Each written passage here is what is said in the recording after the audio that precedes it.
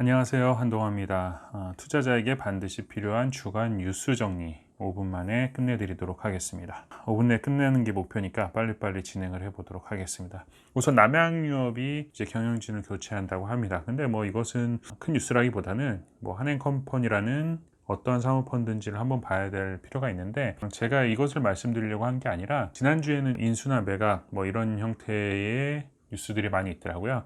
우리가 잘 아는 그 안다르라고 그 레깅스 소재를 해서 이것을 그냥 평상복으로 입을 수 있게끔 컨셉을 잡아서 판매를 했던 이 회사, 에코마케팅이라는 회사에 인수가 된다고 합니다. 그 대표는 인수가 아니라 뭐 입양이다 뭐 이런 말도 하긴 하는데, 어찌됐든 뭐 주식을 스와핑하는 형태로 해서 회사가 좀 넘어가는 형태. 근데 작년부터 좀 위기가 있었다고 하는데, 이 안다르라는 브랜드를 작년에 많이 인지하셨던 분들이 많을 거예요. 저도 잘 몰랐는데 작년에 이런 이 신세경이 광고를 하고 하면서 이게 대기업의 문턱으로 들어가는 것이 아니냐, 아니면 성장세가 있는 것이 아니냐, 그때 당시 대중들에 대한 인지도 상당히 높아졌었어요. 그래서 저도 알고 있는 거거든요.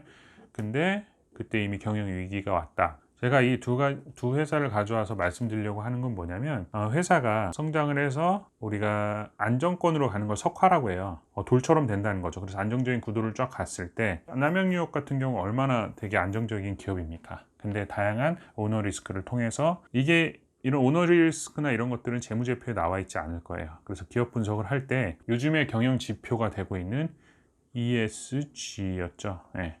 그래서 이 거버넌스에 대한, 경영진에 대한 오너 리스크, 그리고 사회 커뮤니케이션, 그리고 환경, 이러한 요소들을 갖춘 형태의 기업들을 많이 봐야 된다는 거.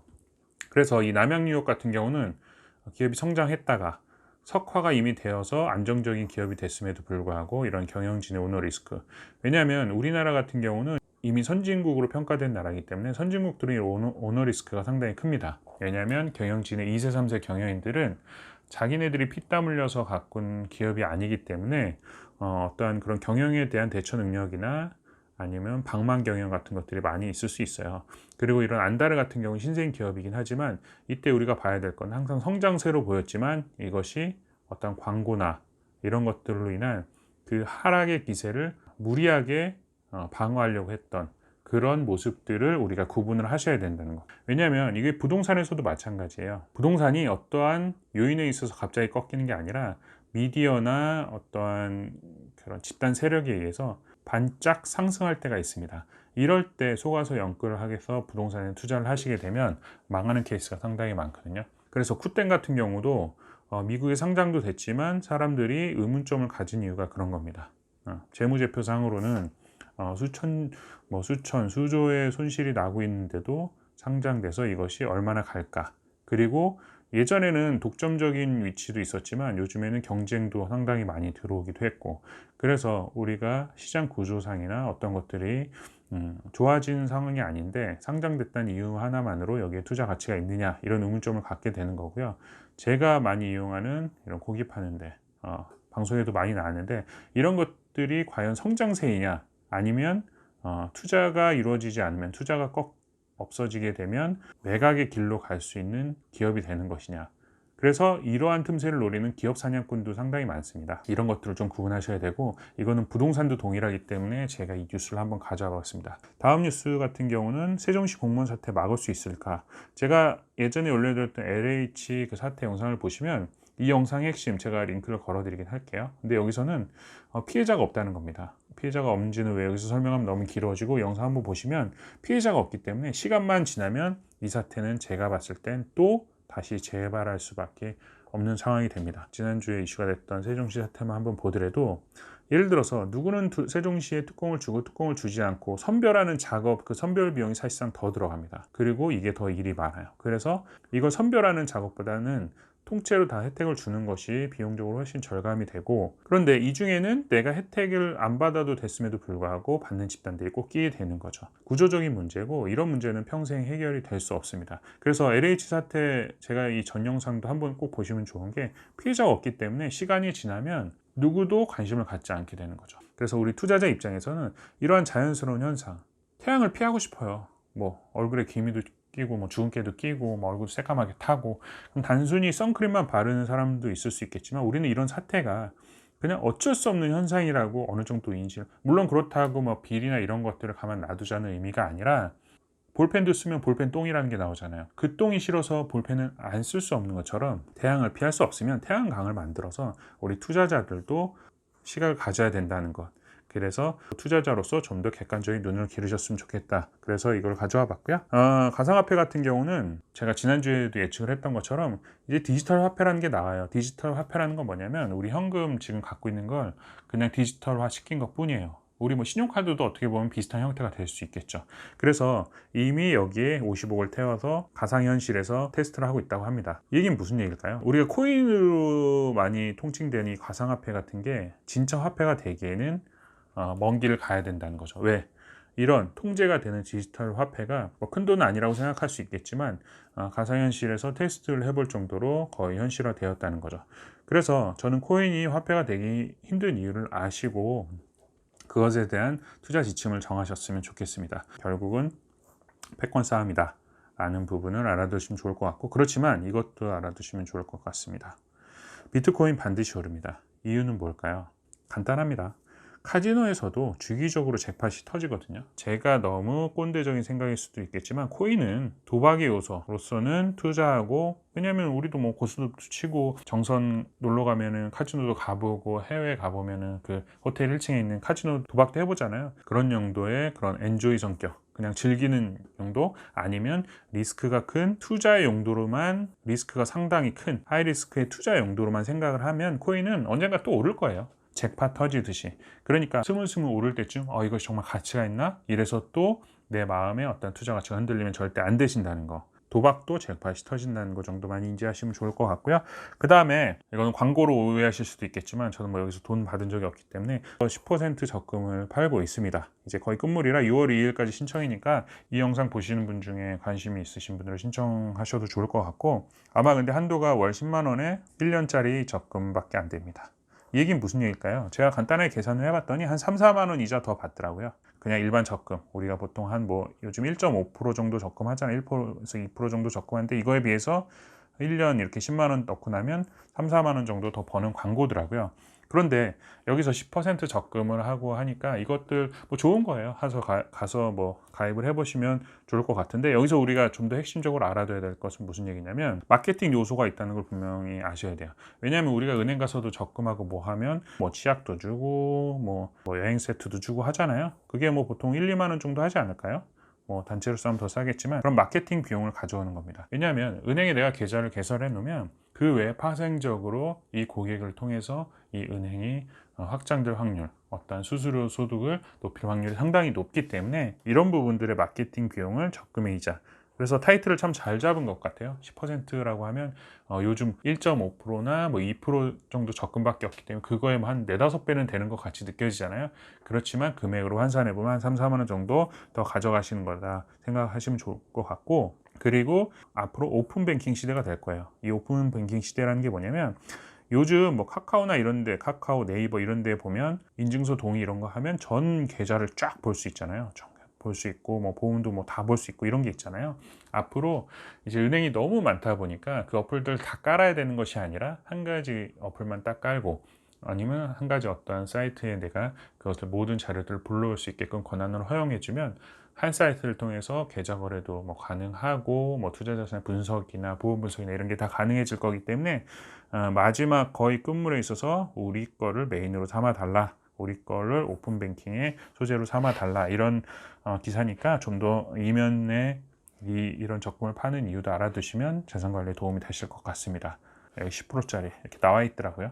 이걸로니까 제가 진짜 무슨 꼭 돈 받고 하는 것 같긴 한데 그런 건 아니고요. 자, 다음으로 넘어가 보자면 그리고 이제 6월 1일부터 전월세 신고제를 하게 됩니다. 이것은 전세 살든 월세 살든 무조건 신고를 해야 돼요. 그래서 기준은 그냥 63빌딩이라고 외우시면 될 것 같아요. 보증금 6천에 월세 30 이상이다. 둘 중에 하나 어떤 거 걸리신다. 그럼 무조건 신고를 하셔야 되는데, 이런 제도를 시행하는 이유는 어떤 세금의 투명성, 왜냐하면 월세 신고 안 하시는 분들도 많이 있으실 것 같고, 그리고 어떠한 이 자금 거래나 이런 것들이 명확해야 세금을 산정하는 데 있어서 그런 부분이 좀 있을 수 있을 것 같고요. 그리고 투명성, 예를 들어서 아파트 같은 경우는 시세가 정확해요, 비교적. 근데 뭐 빌라라든가 오피스텔이라든가 이런 것들, 전월세 사시는 분들은 이게 정확한 시세인가 알기가 상당히 힘들고, 그리고 최근에 갭 투자에 의한 역전세, 이런 현상이 많이 나잖아요. 예를 들어서 3억의 가치밖에 없는 집을 3억 5천에 내놓아도 전세가 나갑니다. 왜 이런 현상이 나타나느냐, 전세로 들어가면 내가 이거 뭐 나중에 돌려받을 돈인데 뭐 라고 생각하기 때문에 시세를 정확하게 안 알아봐서 오히려 매수가보다 더 비싼 전세를 사는 경우가 많이 있어요. 그래서 이러한 것들을 좀 막고자 최근에 문제가 많이 되니까 아마 시행을 하는 것으로 생각이 되고요. 그럼 신고 의무자가 누가 될까요? 임차, 뭐 임대자, 그리고 중개사 세 분이 있을 수 있는데, 세 분 다 신고는 가능한데 대부분 이거는 거래하면서 계약서 쓰면서 중개사 분들이 해줄 테니까 크게 신경은 안 쓰셔도 되지만, 이제 6월 1일부터 시행된다는 거 정도 알고 계시면 될 것 같고요. 금값 다시 오르고 있습니다. 그런데 제 유튜브에서도 40만, 거의 한 43만 정도 지금 나오고 있는 게 금에 대한, 금 투자에 대한 내용인데, 일단 이걸 먼저 좀 보여드릴게요. 자, 3개월 그래프를 보세요. 투자해야 될까요, 말아야 될까요? 투자해야겠죠. 오르고 있잖아요.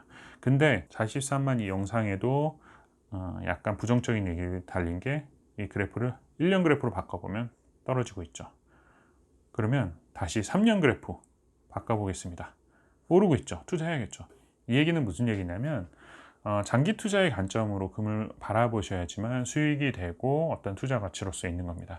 제가 앞서 말씀드렸지만 달러라는 것은 미국의 패권을 얘기하는 거기 때문에, 물론 쉽게 바뀌지도 않겠지만 미국의 패권이 뭐 예를 들어서 뭐 중국 갖고 비등비등해진다거나 예전처럼 뭐 냉전의 시대가 된다거나 뭐 이렇게 되면 달러는 어떻게 보면 또 위협이 있을 수 있어요. 근데 금이라는 것은 이렇게 장기적으로 보면, 이게 단기적으로 판단하니까 자꾸 막 화가 났다, 조울증이 생기는 거죠. 화가 났다, 좋았다 그러지만, 이렇게 3개월, 1년, 3년 이렇게 비교해 보면 우리가 우리 심리가 어떻게 변했나를 그대로 보여주듯이, 이걸 장기적으로 봤을 땐 상당히 가치가 있고, 오히려 저는 달러보다도 더 좋은 안전자산이라고 생각하기 때문에, 그 이유는 간단합니다. 여기 교환 가치, 예를 들어서 달러라는 것은 최악의 경우 정말 종이짝에 불과할 수도 있지만 10년 뒤, 20년 뒤 전쟁이 나도 어떤 상태, 물론 이제 보관의 문제는 있을 수 있겠지만 교환 가치를 지속적으로 품을 수 있는 것은 금만한 것이 없습니다. 그리고 빅히트 엔터테인먼트가 있죠. 지난주에 빌보드 뮤직 어워드 4관왕을 했다고 합니다. 뭐 역대 최고 성과라고 하고,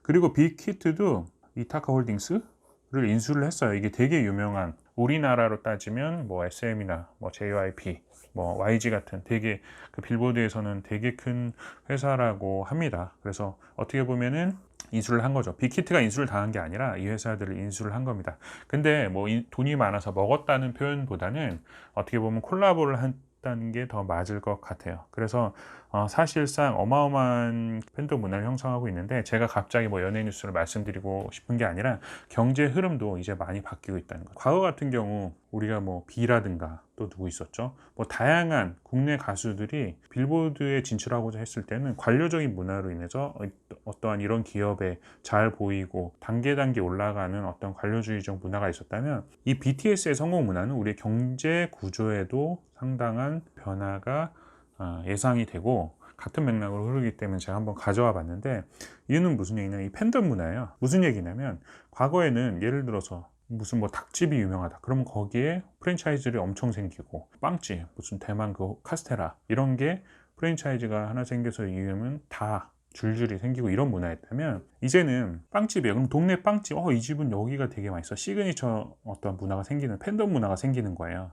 그래서 이 빵은, 이 대중화된 프랜차이즈 빵은 어디 가나 먹을 수 있어서 어떠한 자기만의 시그니처나 이런 것들이 없는 거예요. 근데 이 동네 빵집, 여기서 뭐 예를 들어서 단팥빵을 정말 맛있게 하더라. 그러면 이게 어떤 팬덤이 형성이 되기 때문에 이 가게는 프랜차이즈로 가서 대박이 날 수도 있겠지만 굳이 프랜차이즈로 하지 않아도 어떤 팬덤 문화가 형성이 되고, 그리고 온라인 마케팅이 너무나도 자연스러운 현상이 되었기 때문에 이 팬덤 문화만 가지고 있으면 뭘 해도 된다는 것입니다.